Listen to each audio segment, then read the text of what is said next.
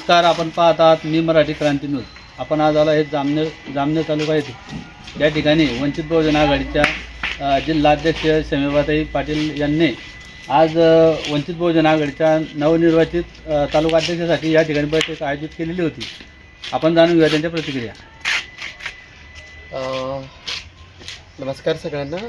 आज जामनेर तालुक्यातील वंचित बहुजन आघाडीच्या तालुकाध्यक्ष आणि तालुका कार्यकारिणीच्या संदर्भामधल्या मुलाखती व बैठकीचं आयोजन करण्यात आलेलं होतं.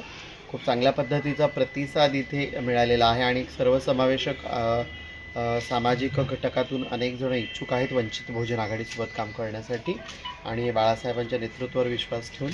एकूणच जामनेर तालुक्यातल्या राजकीय समीकरणामध्ये वंचित बहुजन आघाडीची भूमिका ही महत्त्वाची ठरणार आहे.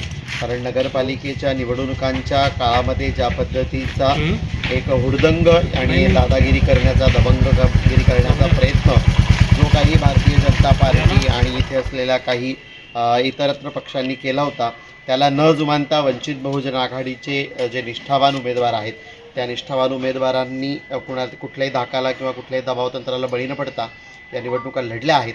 आणि नक्कीच येत्या काळातल्या येणाऱ्या जिल्हा परिषद पंचायत समितीच्या निवडणुकांच्या अनुषंगाने देखील वंचित बहुजन आघाडी त्या ठिकाणी तितक्याच ताकदीने उतरणार आहे. आणि जामनेर शहर आणि जामनेर शहरातली सामाजिक राजकीय परिस्थिती पाहता त्याचा समतोल साधण्याचं काम करणं हे वंचित बहुजन आघाडीचा अजेंडा जो नेहमीप्रमाणे की इथली लोकशाही टिकून राहिली पाहिजे आणि इथल्या सर्वसामान्यांचे अधिकार कायम राहिले पाहिजे.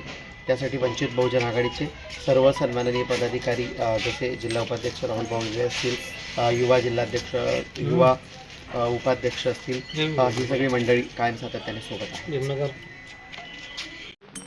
यशस्वी उद्योजकांची गाथा, काय होते त्यांच्या यशाचे रहस्य, काय होते त्यांच्या उद्योग जीवनातील अडचणी, कसे केले त्यांनी त्यावर मात.